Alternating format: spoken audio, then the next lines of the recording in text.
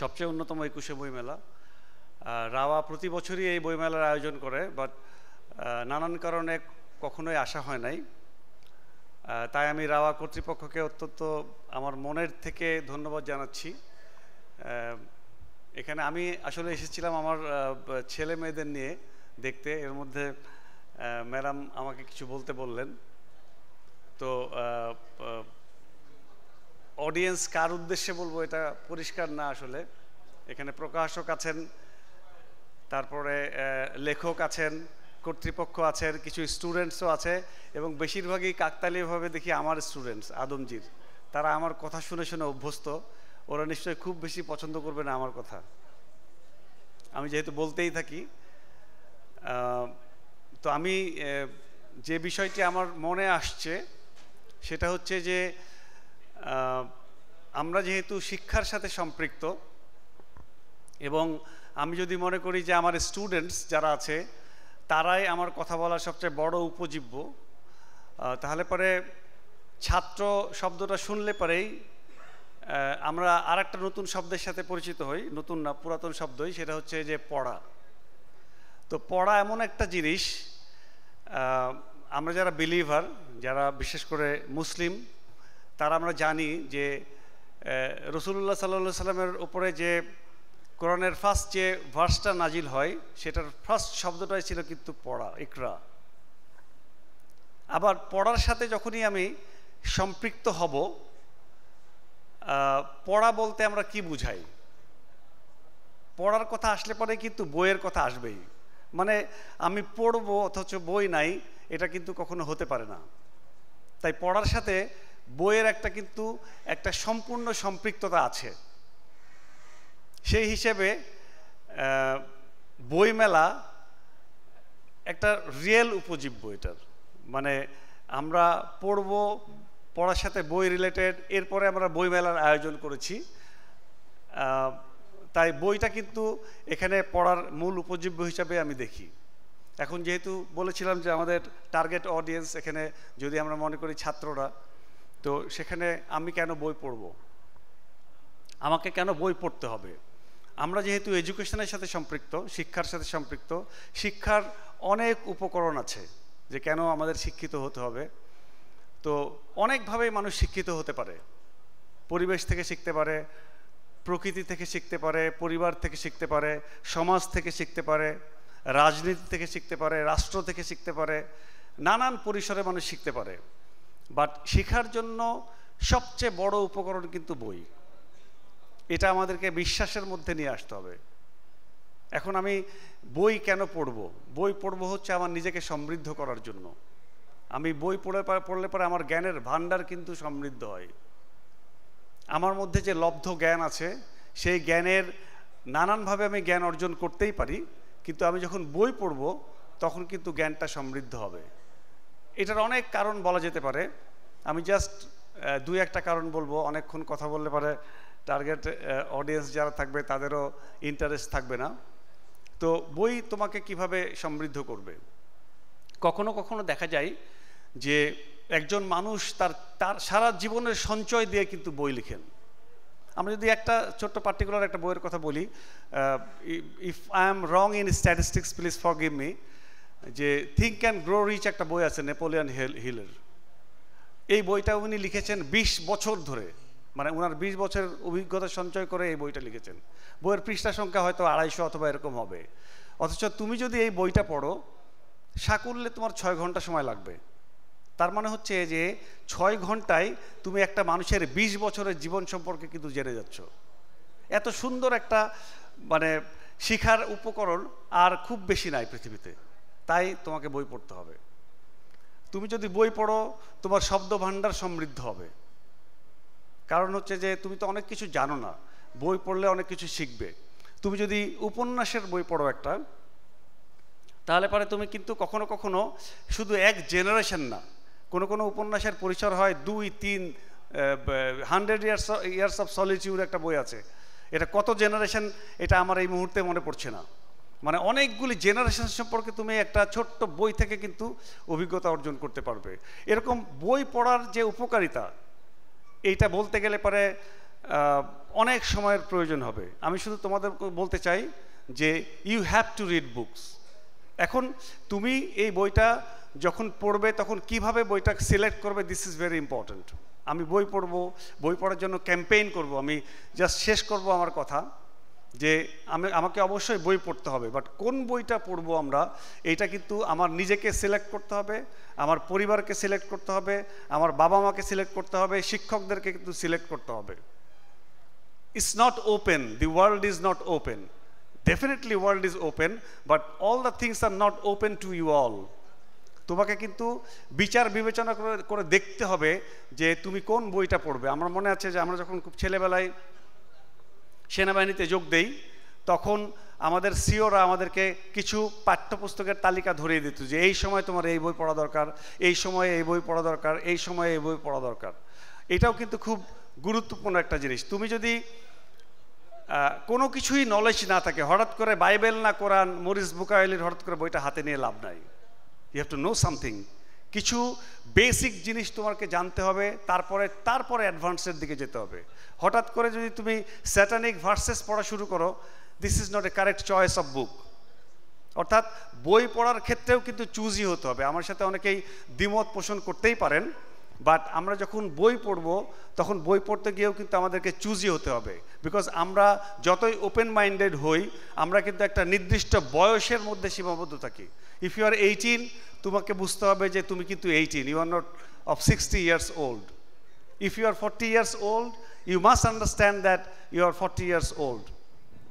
তুমি যদি একটা পার্টিকুলার পরিসরের ইন্ডিভিজুয়াল হও, তাহলে পরে তোমাকে বুঝতে হবে যে তুমি তোমার সীমাবদ্ধতার কোথায়। তুমি ক্লাস 11-এর ছাত্র, এখন তোমাকে কিন্তু পরীক্ষার মাত্র বাকি আছে 1 মাস। তুমি যদি এখন উপন্যাস পড়া শুরু করো একটার পর একটা, তোমার জ্ঞানের ভান্ডার সমৃদ্ধ হবে, বাট তোমার ডিগ্রির ভান্ডার কিন্তু ওখানেই থেমে যাবে। You must understand that. তা আমি sir thank you very much আমাকে সময় দেওয়ার জন্য। আমি কিছু কথা বলেছি, তাদের উদ্দেশ্যে কতটুকু নিবে। আমি আবার রাওয়া কর্তৃপক্ষকে ধন্যবাদ জানাচ্ছি যে এত বড় পরিসরে না হলে পরেও এত সুন্দর একটা আয়োজন। আমাদের মধ্যে অনেক ধরনের প্রতিভা আছে, তাদেরকে বিকাশ করানোর যে সুযোগ আপনারা দিয়েছেন, আমাদের ছাত্রছাত্রীদের আসার সুযোগ দিয়েছেন, এখানে আমাকে এনেছেন এবং কথা বলার সুযোগ দিয়েছেন। স্যার সবাইকে ধন্যবাদ। আশা করছি যে আমরা এই বইমেলার মাধ্যমে সমৃদ্ধ হব, আমাদের ছাত্ররা সমৃদ্ধ হবে এবং সবাই সমৃদ্ধ হবে। সবাইকে ধন্যবাদ। আসসালামু আলাইকুম। অজস্র ধন্যবাদ স্যার আপনার এই অশেষ মূল্যবান বক্তব্যের জন্য। প্রতিটি কথাই মন ছুঁয়ে যাবে এবং অবশ্যই হৃদয়ে মিশে থাকবে অনেক দিন। অনেক অনেক ধন্যবাদ আপনাকে। ধন্যবাদ। আমি এবার আন্তরিকভাবে ধন্যবাদ জানাচ্ছি আদমজি ক্যান্টনমেন্ট কলেজের অধ্যক্ষকে। উনি অনেক উৎসাহ নিয়ে এসেছেন এবং সাথে ওনার ছাত্রদেরকে এনেছেন এবং খুব মূল্যবান বক্তৃতা উনি দিয়েছেন। এটা আসলে বোঝার কথা উনি বলেছেন, এটা যে কি বই পড়বেন সেটা আপনার ইচ্ছা। আমাদেরকে টার্গেট করতে হবে, আমার এখন কোনটা প্রয়োজন, আমি কোনটাতে মনে করছি আমার এখন জানার আছে, সেই বইটা খুঁজে নিতে হবে এবং দেখতে হবে সৃজনশীল বই, যে কোনো দিকে হোক, যে কোনো বিষয়ে হোক, সৃজনশীল বই এবং নিজেকে যাতে উন্নত করবে, সমাজকে উন্নত করবে, এই রকম বইটা পড়া অবশ্যই দরকার। আমি আবারও অনেক ধন্যবাদ জানাচ্ছি প্রিন্সিপালকে। You are very kind and we really inspired by seeing you physically here with your students. Thanks a lot, and we invite you all the time. We have a 3-day session. Today is the second day we are running, so we will welcome anyone of your family, your fraternity. Anybody comes, please come, see your books, choice of your books. We have available books. We have the writers, officers, their children, their family, they are the writers, and the publishers also, very famous publishers also present here. You can see, and they have lots of a very good collection. Bangla Academy, as a reference, I'm telling you, we have the Bangla Academy here, and they have a huge list of books. If you put your demand, they will provide you here. So with that, again, thank you very much for coming. Please enjoy the book fair.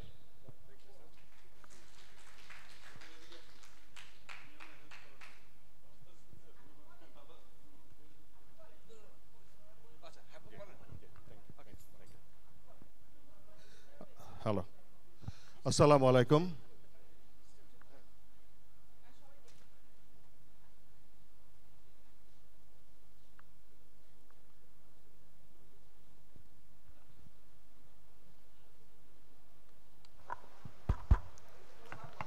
আসসালামু আলাইকুম, সকলকে আন্তরিক শুভেচ্ছা। আমি major Abdur রব, আমার stall number হচ্ছে 9 ক। আমি দুইটা বই নিয়ে বসেছি, একটি হচ্ছে ভ্রান্তি থেকে প্রজ্ঞা এবং আরেকটি হচ্ছে ইলিউশন টু ইনসাইট। ইনফ্যাক্ট এটা একই বই, দুইটা ভার্সনে, বাংলা এবং ইংলিশ। পৃথিবীতে বহু বই আছে, সব কিছুই আছে এবং সব কিছুর মধ্যেই ভালো আছে, খারাপও আছে। এটা আমাদের বিবেক যেটা জাজ করে কোনটা ভালো এবং কোনটা খারাপ। কিন্তু আমরা কি সত্যি মুক্ত বিবেক নিয়ে আছি? আমাদের বিবেকটা কি আসলেও মুক্ত? আমরা কি সত্যিকার অর্থেই জাজ করতে পারি কোনটা ভালো কোনটা খারাপ? নাকি আমাদের বিবেক একটা আবেশিত বিবেক, আমরা অন্যের মতো করে চিন্তা করি কোনটা ভালো কোনটা খারাপ? কে আমাকে কি শিখিয়ে দিল সেই মতো করে আমি ভাবি যে এটা ভালো এটা খারাপ।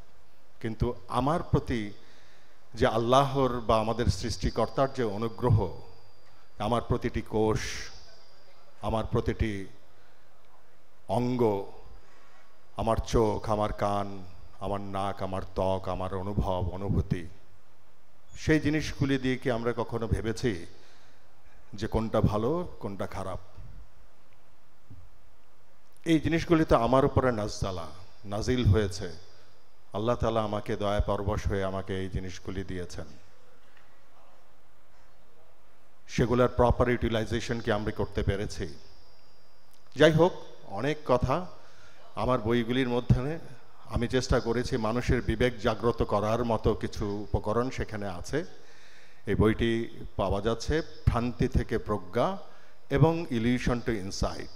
আমি একটু সবার উদ্দেশ্যে বলতে চাই, এই বইটি হার্ড কপি হচ্ছে টাকা দিয়ে কিনতে হবে, আর যারা আগ্রহী তাদের জন্য, যারা কিনতে পাচ্ছে না বা পড়তে চান তাদের জন্য আমার কাছে পিডিএফ ভার্সন আছে।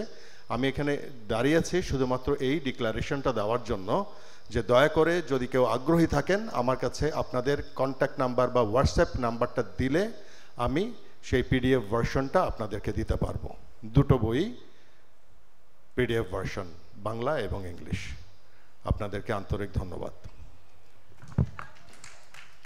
আমার বইটার নাম হচ্ছে ভ্রান্তি থেকে প্রজ্ঞা, আর ইংরেজি বইটার নাম হচ্ছে ইলিউশন টু ইনসাইট, এবং স্টল নাম্বার হচ্ছে 9 ক। সেখানে আমি একটু কাগজ রাখছি যাতে করে আপনাদের নাম্বার বা কন্ট্যাক্ট নাম্বার বা হোয়াটসঅ্যাপ কন্ট্যাক্ট নাম্বার বা সোশ্যাল মিডিয়া যে কোনো আইডি আমাকে দিলে আমি বইটির পিডিএফ ভার্সনটা আমি আপনাদের কাছে এখনই দিয়ে দিব। জি, আপনাদের সবাইকে আন্তরিক ধন্যবাদ।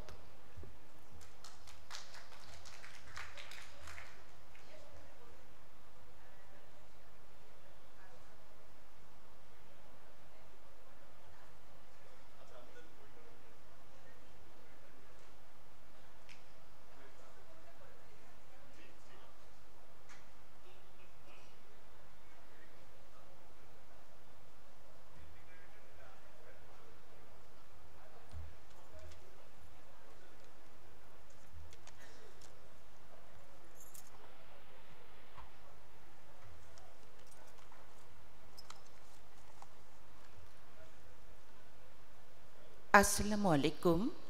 আমি doctor professor brigadier general Najma, অবসরপ্রাপ্ত। আমি একজন কবি এবং কথা সাহিত্যিক।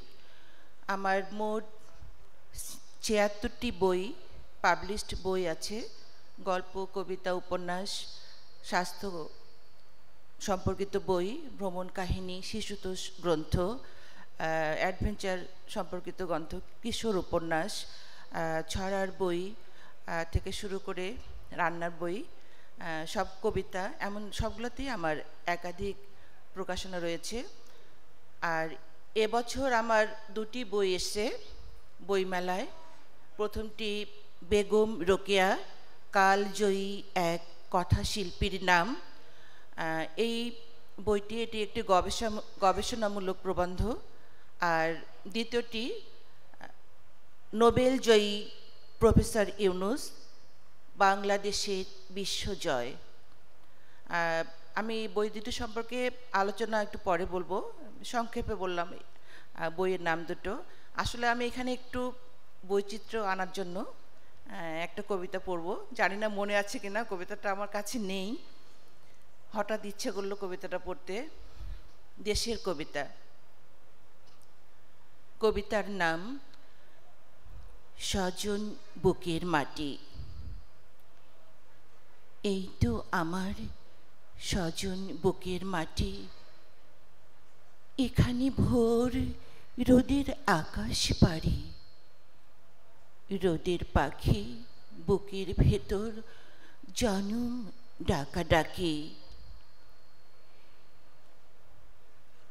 দিন এলিয়ে রোদের ক্ষয়ে যাওয়া, সকাল দুপুর সাজ, কোতলায় পাতার ফাঁকে জ্যোৎস্না বিরান মাঠ। মাঠের পাশে দূর কোনো এক গেও নদী, অশেষ কলতান। এই তো আমার নাও হারানো মাঝি, উজানি ঢেউ বুকের ভেতর জলের মাতামাতি। মাঠের পাশে এই তো সাগর, নোনা জলের উথাল পাথাল ঢেউ। সাগর পাড়ে অশেষ সবুজ আগলে রাখা, বালু ভেজা স্নেহকুটির লাউয়ের মাচা। লাউয়ের ডগায় বিষাদ চুরির রং চটা সুর কাঁদে। এই তো আমার অনেক বছর চাঁদের সুবাস আগলে রাখা জনম দুঃখী মা। এই তো আমার নদীর কিনার কলমিলতা, কাদা মাটির ঘ্রাণ, শ্রেষ্ঠ বেলা শিশুদিনের বাবুই বোনা ঘর। এই তো আমার মাটি গন্ধা মাটির দেয়াল। এই তো শয়ন। এই তো আমার ধানের পাখি ছোঁয়া নীল। এই তো শয়ন গন্ধে ধানের, জন্মভূমির অবাক অশেষ ঋণ। এই তো পাহাড়, দীঘল সবুজ বুনো লতার লাজ, বাঘ হরিণীর সবুজ নিথর অশেষ খরতাপ। এই তো আমার জুলাই স্মৃতি আগলে রাখা মুগ্ধ সাইদ ইয়ামিন আর হাজার বুকের রক্ত স্রোতি নদী। এই তো আমার স্বজন হারা ছেলে হারা অশেষ দুঃখী জন্মভূমি মাতৃভূমি মা। ধন্যবাদ সবাইকে।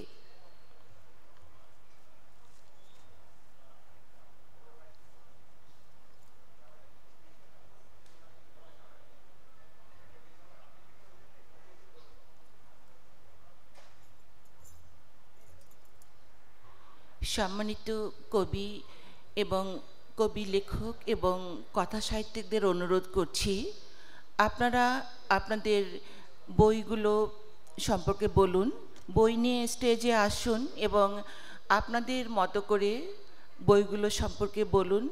আমরা অধীর অপেক্ষা করছি আপনাদের এই বইগুলো সম্পর্কে জানতে, শুনতে এবং সেই মূল্যবান কথাগুলো হৃদয়ে গেঁথে নিতে।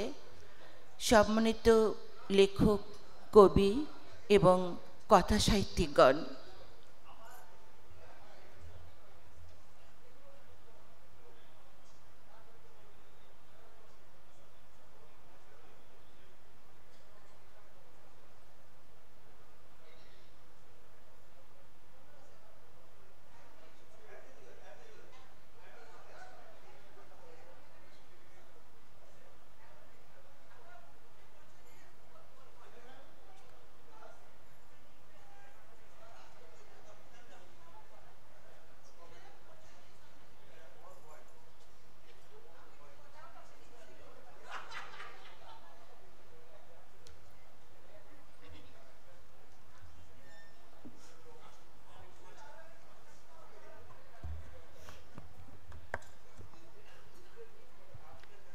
আসসালামু আলাইকুম। প্রিয় কবি, লেখক এবং প্রকাশক ভাই বোনরা, আমি ফারিদা আহমেদ নিকু। আমি মেজর আখতার আহমেদের স্ত্রী। আমার লেখা 5টা বই আছে, তার মধ্যে 4টে উপন্যাস আর একটা হচ্ছে কবিতা। তো আমার প্রথম বইটার নাম অপেক্ষা অযুত বছর। এই বইটা প্রকাশ হয় 2018 সালে নন্দিতা প্রকাশ থেকে। এই বইটা আমি লিখেছিলাম 50 দশকের আর্থসামাজিক অবস্থা নিয়ে। সেই সময় ঢাকা শহরের অবস্থা কী ছিল, মানুষের সামাজিক পরিস্থিতি কী ছিল, সেগুলো নিয়ে লেখা। সেই বইটা অবশ্য আমার আজকে ডিসপ্লে করতে পারি নাই, কারণ বইটা শেষ হয়ে গেছে। আমার সেকেন্ড বইটা বেরিয়েছে রাওয়া পাবলিকেশনস থেকে। এটার নাম ক্ষমীয় ক্ষমা। এই বইটা সম্বন্ধে একটু বলতে চাই। এটা আসলে 90 দশকের আর্থসামাজিক অবস্থা নিয়ে লেখা। যেমন বইটার মধ্যে ছিল কৈশোর আর যৌবনের সন্ধিক্ষণে থাকা যে মেয়েটি, তার নাম রঙ্গনা। সচ্ছল পরিবারে বেড়ে ওঠে। তার শৈশব কেটেছে বড় 2 ভাইয়ের সাথে ক্রিকেট খেলে, ফুটবল খেলে। প্রাইমারি স্কুলের পড়াশোনা ইংরেজি মিডিয়ামের ছোট গণ্ডিতে শুরু হলেও স্কুলের বৈরী পরিবেশের সাথে নিজেকে মানিয়ে নিতে না পারা এবং বাংলা মিডিয়ামে হাই স্কুলে পড়ার সুযোগে তার জীবনকে বদলে দেয়। স্কুল পালিয়ে সিনেমা দেখা, শরৎচন্দ্র আর বুদ্ধদেব গুহর উপন্যাসের হাতেখড়ি হয় তখনই। শ্রীকান্তের বড় প্রেম শুধু কাছেই টানে না, ইহা দূরেও ঠেলিয়া দেয়। কিভাবে যেন তার জীবনে ধ্রুব হয়ে দেখা দেয়। কলেজে উঠেই তার প্রিয় বান্ধবীর আমেরিকায় চলে যাওয়া, বাবা মায়ের অতি রক্ষণশীলতার কারণে বিলেতে পড়তে যাবার সুযোগ হাতছাড়া হয়ে যাওয়া, আর ছোটবেলার খেলার সাথীর অল্প বয়সে বিমানবালা হিসেবে চাকরিতে যোগদান অতিশয় আবেগপ্রবণ রঙ্গনকে বিদ্রোহ করে তোলে। ফলে মাত্র 19 বছর বয়সে বিকম পরীক্ষা দেয়া রঙ্গন পরিবারের সবার অমতে চাকরিতে ঢুকে যায়। তারপর শুরু হয় কৈশোর ও যৌবনে টানাপোড়েন। মানসিকভাবে বিপর্যস্ত রঙ্গন কোনো কিছু তাকে বুঝতে না দিয়ে পরিজনেরা কীভাবে তাকে হতাশা থেকে বের করে নিয়ে আসে, স্বাভাবিক জীবনে নিয়ে আসার এটি সেই গল্প। আমরা প্রায়শই ছোটরা ভুল করলে তাকে নানাবিধ শব্দচয়নে কঠিন কঠিন ভাষায় শাসন করি, যেটা অল্প বয়সী বয়সন্ধিক্ষণে ছেলে মেয়েদের পক্ষে সবসময় মেনে নেওয়া সম্ভব হয় না। ফলে ঘটে যায় নানা ধরনের দুর্ঘটনা। তাই শৈশব, কৈশোর আর যৌবনের বিভিন্ন আলোচিত হয়েছে এই উপন্যাসে। এটা আসলে রঙ্গনের জীবন কাহিনী নয়, এটা আমাদের সবারই চরিত্র। আমার তৃতীয় বইটি হলো চিলেকোঠায় সংসার। এটা যাদের জন্ম 2000-এর পরে তাদেরকে নিয়ে লেখা। এই বই থেকে আমি একটু পড়ে শোনাচ্ছি। কম বয়সী মেয়েরা দেখতে ভালো হয়, তখন যত ভালো বিয়ের প্রপোজাল আসে, একটু বয়স বেশি হয়ে গেলে তেমন আর হয় না। 18 বছর বয়স থেকে খালা চাচিদের বিয়ে কর কথা শুনতে শুনতে 25 বছর বয়স পার করে ফেলে প্রিয়ন্তিকা রাইমা। এই দীর্ঘ সময় সে পছন্দ করার মতো কাউকেই খুঁজে পায় না। অবশেষে সোশ্যাল মিডিয়ার মাধ্যমে একজনের সাথে পরিচয়, 8 মাসের ভালোবাসা, অতঃপর বিয়ে। বিয়ের 2 বছর খুব আনন্দে কাটে তাদের। অতি সচ্ছলতায় বেড়ে ওঠা প্রিয়ন্তিকা মধ্যবিত্ত পরিবারের সাথে খুব সহজেই মানিয়ে নেয়। রট আয়রনের সস্তা ফার্নিচারে সাজানো চিলেকোঠায় সংসার ভালোই চলছিল সুদীপ রায়ান আর প্রিয়ন্তিকা রাইমার যাপিত জীবন। তারপর হঠাৎ করেই প্রেমিকা রঙ্গনার সাথে স্বামী সুদীপের রাত্রি যাপন এবং প্রিয়ন্তিকার কাছে সে ঘটনা প্রকাশ হয়ে যাওয়া, অপমান এবং অভিমানে প্রিয়ন্তিকা ছেড়ে চলে আসে তার সযত্নে সাজিত চিলেকোঠায় সংসার। বেশ কয়েক মাস আলাদা বসবাস, তারপরে সে ফোন করে সুদীপকে এবং ডিভোর্স চায়। সুদীপের শত অনুনয় বিনয়ে ফিরে আনতে পারে না প্রিয়ন্তিকাকে। সে কোনো ব্যাখ্যা শুনতে চায় না। অনুশোচনায় মরে যাওয়া সুদীপ অপেক্ষা করে ডিভোর্স লেটার পাওয়ার জন্য। আসেও লেটার, কিন্তু ডিভোর্স লেটার তো স্ট্যাম্প পেপারে হওয়ার কথা, এটাকে তো হাতে লেখা সাধারণ চিঠির মতো লাগছে দেখতে। তাহলে এই তাহলের উত্তর জানতে গেলে পড়তে হবে চিলেকোঠায় সংসার। আমার তৃতীয় উপন্যাস হচ্ছে মায়েরা সাবধান। এখানে এটি একটি অ্যাডাল্ট রোমান্টিক উপন্যাস, বর্তমান সমাজ ব্যবস্থার প্রেক্ষিতে লেখা। আকাশ সংস্কৃতির প্রভাবে পারিবারিক মূল্যবোধের অভাব, বিলাসী জীবন কাটানো এক তরুণ যে কিনা বেড়ে উঠেছে অসুস্থ মানসিকতা নিয়ে, এটি তারই বেঁচে থাকার গল্প। অন্যদিকে বাবা মা ভাই বোনদের চোখ এড়িয়ে একজন কিশোরী মেয়ের ভুলে ভরা প্রথম ভালোবাসার গল্প এটি, যেটাকে প্লেটোনিক লাভ বলা যাবে না, বরং একে শরীর সর্বস্ব ভালোবাসা বলা যায়।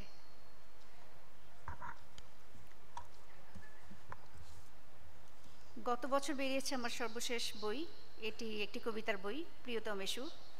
এখান থেকে আমি একটি কবিতা পড়ে শোনাতে চাই। হারিয়ে ফেলেছি তাকে, কবে থেকে খুঁজে ফিরছি, কিন্তু কেউ জানে না তার খবর। মাকে শুধালাম, ও মা জানো কি কোথায় আছে সে? দীর্ঘশ্বাস ছেড়ে মা বলে, একদিন এই বাড়িতেও ছিল। ছিল গোলের মুখে চায়ের দোকানে, আনোয়ার কসাইয়ের টাকার বাক্সে, প্রাথমিক বিদ্যালয়ের প্রধান শিক্ষকের কাছে, ঝানু রাজনীতিবিদদের পকেটে, হাসপাতালের বিশেষজ্ঞ চিকিৎসকের কাছে, কিন্তু কয়েক যুগ ধরে দেখছি না তাকে। ছুটে গেলাম বাবার কাছে, বাবা নিশ্চয়ই জানবে কোথায় আছে সে। ও বাবা বলো তো কোথায় আছে সে, দেখেছো কি তাকে? বাবা হেসে বুক পকেট থেকে চিরুনি বের করে চুল আঁচড়ায়, তারপর বলে, কেন খুঁজছিস তাকে খুকি, কি প্রয়োজন? অস্থির আমি বেরিয়ে দুলিয়ে বললাম, পরে বলছি সব, এখন সময় বড় কম, আগে বলো দেখেছো কি তাকে? হতাশ বাবা মাথা নেড়ে বোঝায়, দেখেনি তাকে। যাই তবে বিদ্যালয়ে, হেড স্যারের ঘরে খুঁজতে তাকে। কি জানি ভাইয়ের মতো পরীক্ষায় খারাপ করে বসে আছে নাকি হেড স্যারের পা ধরে। এবারটি পাশ করিয়ে দিন না স্যার, আর দুষ্টুমি করব না, আল্লাহর কিরে পড়াশোনা করব খুব মন দিয়ে। স্যারের ঘরে ঢোকার মুখেই ছুটে এলো চাপরাশি যে, এখানে কি চাই সাত সকালে, খুঁজছো তুমি কাকে? যেতে দিন আমার হেড স্যারের কাছে, অতি জরুরি বিষয় আছে, জবাব আমি দিলেম তাকে। মুখ ঝামটা দিয়ে দৌড় আগলালো চাপরাশি, যেতে নাহি দিবে ঘরে। জানালা দিয়ে উকি দিয়ে দেখলাম, আছে কি সে ভেতরে? না, সে তো নেই। ভুল শুদ্ধের ঝাঁপিটাকে উল্টে দিয়ে খুঁজলাম তাকে, কোথায় হারালো, কোথায় খুঁজবো সত্য নামক সেই জনটাকে। ধন্যবাদ সবাইকে।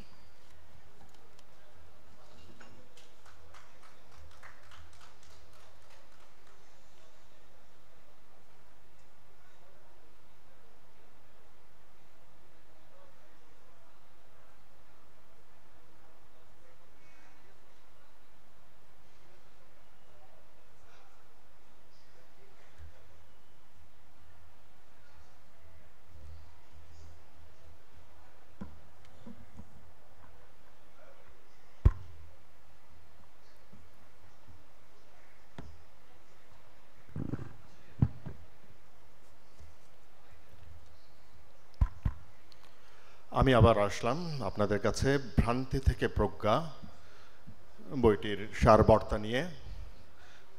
পাঠকের অনুরোধে আমি একটু আপনাদের কাছে উপস্থাপন করছি যে ভ্রান্তি থেকে প্রজ্ঞা বইটিতে আসলে কি আছে। ভ্রান্তি থেকে প্রজ্ঞা এই বইটির প্রথম অধ্যায়, মূলত অধ্যায় আছে 7টি। প্রথম অধ্যায়ে আমি বোঝার চেষ্টা করেছি পৃথিবীতে যখন কোনো মারামারি কাটাকাটি হানাহানি ছিল না সেই সময়ে পৃথিবীটা কেমন ছিল, যখন হিংসা বিদ্বেষ ছিল না সেই সময়ের পৃথিবীটা কেমন ছিল। আমি আমার বিনীত চিন্তায় খুঁজে পেয়েছি সেই সময়টা ছিল অনেক সুন্দর, অনেকটা স্বর্গীয়, যখন মানুষের ভেদাভেদ ছিল না, মানুষের সহযোগী হয়ে বেঁচেছিল, মানুষ প্রকৃতির সহযোগী হয়ে বেঁচেছিল, মানুষে প্রকৃতিতে একটি সহমর্মী একটা বিষয় ছিল। সেই সময়টা ছিল স্বর্গীয় ভূমি। সেই জন্য আমার বইয়ের প্রথম অধ্যায়টা হলো হারানো স্বর্গের খোঁজে। হারানো স্বর্গের খোঁজে। সেখানে আমি আমার ইন্ট্রোডাকশনে খুঁজে পাওয়ার চেষ্টা করেছি যে আমরা কি সেই স্বর্গীয় ভূমিতে আবার ফিরে যেতে পারি কি না। সেই আকুতিটা আছে আমার প্রথম ইন্ট্রোডাকশন চ্যাপ্টারে। এরপর আমি উপলব্ধি করলাম যে আসলে এই পৃথিবীতে, আমাদের এই সুন্দর নির্মল পৃথিবীতে কেন বিভিন্ন ধরনের বিভ্রান্তি, বিভিন্ন ধরনের হিংসা বিদ্বেষ, বিভিন্ন ধরনের ক্লেদাক্ত ক্লেশ জন্ম নিল। এই বিষয়গুলি আমি একটু উপলব্ধি করার চেষ্টা করলাম এবং একটা পর্যায়ে উপলব্ধি করলাম যে আমরা যে বিবেকের কথা বলি, আমরা সবাই বিবেকসম্মতভাবে চলতে পছন্দ করি, কিন্তু কোন সে বিবেক? সেই বিবেক কি আসলেও মুক্ত বিবেক? আমার প্রতি যা কিছু নাজ্জালা, যা কিছু আল্লাহ তাআলা আমাকে দিয়েছেন, সেই ইন্দ্রিয় শক্তি ব্যবহার করে কি আমি বুঝতে পারি যে আসলে কোনটা ভালো এবং কোনটা খারাপ? নাকি আমি একটা আবেশিত বিবেকের দিয়ে চলি?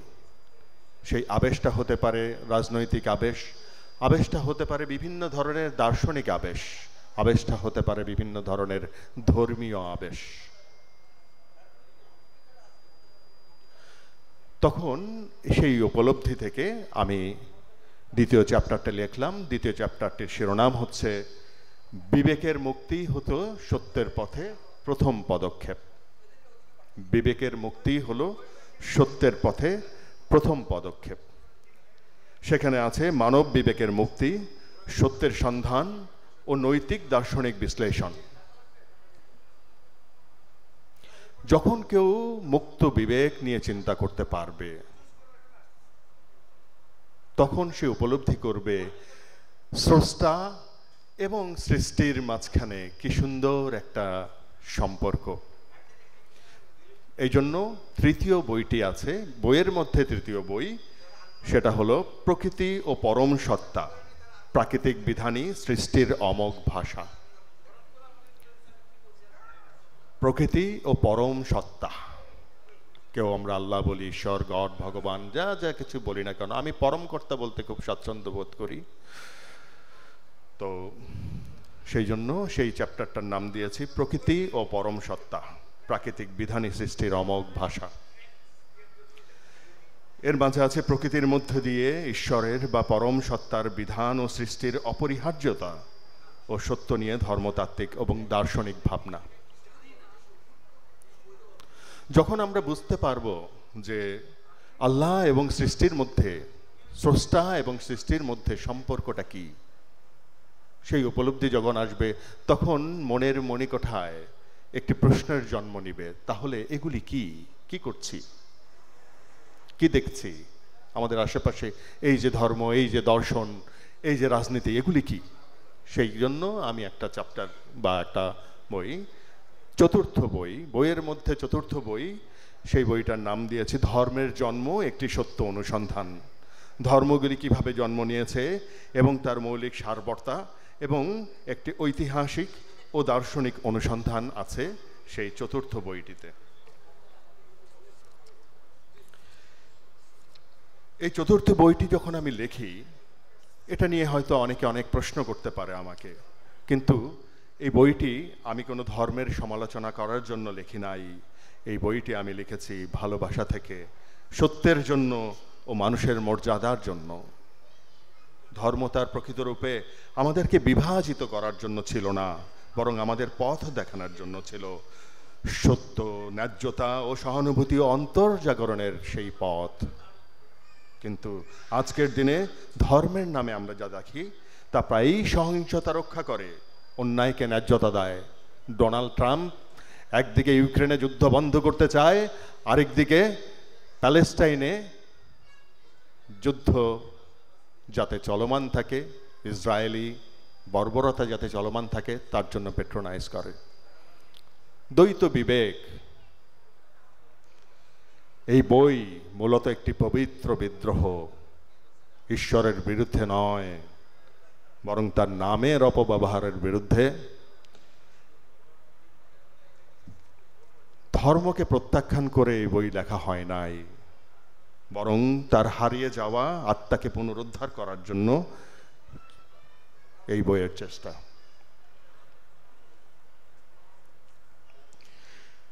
এরপরের যে অধ্যায় বা বইটি আছে সেটি হলো বিশ্ববিধান, বিশ্ব ব্রহ্মাণ্ডের সার্বজনীন বিধান, মহাজাগতিক শৃঙ্খলা এবং অস্তিত্বের মৌলিক নীতি। এই বিষয়গুলি উপলব্ধি করার পরে তখন আমরা বুঝতে পারবো যে আমরা আসলে এক ধরনের মুখোশ পরে আছি। কেউ পলিটিক্যাল মুখোশ, কেউ দার্শনিক মুখোশ, কেউ ধর্মীয় মুখোশ। আমরা আসলে নিজের মাঝখানে আছে কিনা, সেই জন্য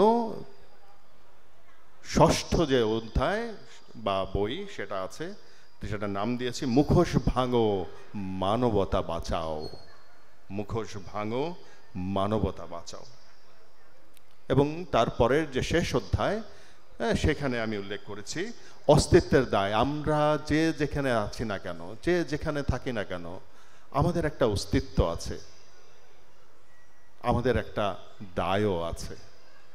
সেই কারণে আমি সেখানে উল্লেখ করেছি যে ব্যক্তি, সমাজ ও রাষ্ট্রের দায়িত্ব ও কর্তব্য, এই দায়িত্বগুলি নৈতিক দায়িত্ব, সামাজিক দায়িত্ব এবং রাজনৈতিক দায়িত্বর একটা বিশ্লেষণ সেই শেষ অধ্যায়তে আছে। তো এটাই হচ্ছে আমার বইয়ের মোটামুটি সারবর্তা। আমি এখানেই শেষ করলাম। আমি আগেই ডিক্লেয়ার দিয়েছি, কেউ যদি আগ্রহী হন বইটির হার্ড কপি নেওয়ার জন্য, তাহলে সেটার 25% ডিসকাউন্টে দাম আছে 500 টাকা। কেউ যদি আগ্রহী হন কিন্তু বইটি পড়তে পাচ্ছেন না, পিডিএফ কপি আমার আছে, বাংলা এবং ইংলিশ দুটিরই পিডিএফ কপি আছে, আমি ফ্রি দিব। আমার নাম্বারে একটু যোগাযোগ করতে হবে হোয়াটসঅ্যাপে। আমার হোয়াটসঅ্যাপ নাম্বারে যোগাযোগ করলে আমি পিডিএফ ভার্সনটা আমি আপনাকে পাঠিয়ে দিব। একটু রিকোয়েস্ট থাকবে, একটু লিখে দিবেন যে please send this book, PDF book. আমি তখন বুঝতে পারবো আপনি এই বইটার ব্যাপারে আগ্রহী, আমি সাথে সাথে পৌঁছে দিব। একটাই রিকোয়েস্ট থাকবে, সেটা হচ্ছে যে আপনি নিজে পড়বেন এবং অন্যকেও উৎসাহিত করবেন। এই পিডিএফ ভার্সন যারা আগ্রহী শুধুমাত্র তাদের জন্য, যারা অনাগ্রহী তাদের জন্য নয়। শুধুমাত্র যারা আগ্রহী তাদের জন্য এই বইটিকে আপনি দিতে পারবেন। যদি কেউ অনাগ্রহী থাকে তাদের জন্য এই পিডিএফ ভার্সনটা দেওয়া নিষেধ। এটুকুই বললাম। আপনাদের সবাইকে আন্তরিক ধন্যবাদ।